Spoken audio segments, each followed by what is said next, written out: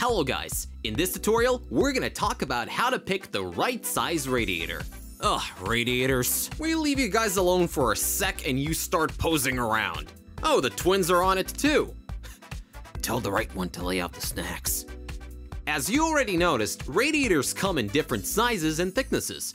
In short, the thicker and bigger the radiator is, the better performance will be. You can mount either the 120 or 140mm fans, but if we're talking about EK kits, it's 120.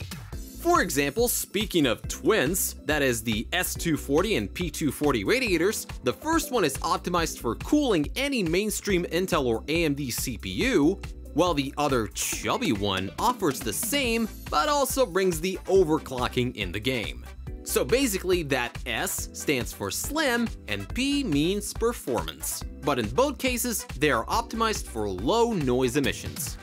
There are 4 models of radiators that you can find in EK kits: S240, S360, P240, and P360. So how do you pick a right size radiator? Well, it all comes down to your case capacity. We purposely chose the InWin 301 case because of its small size. It's perfectly clear that no 360 radiator can fit in. Oh, hold up. Nah, optimism got the better of us. In 95% of the time, the case manufacturer will clearly specify what radiator can fit inside. In our case,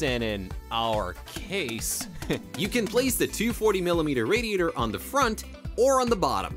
However, if you decide to place the P240 on the bottom and to install the GPU block, it's clear that there's no room for the fitting and the tubes. So smarter choice is to use S240, which is thinner, or you can install P240 at the front mounting position.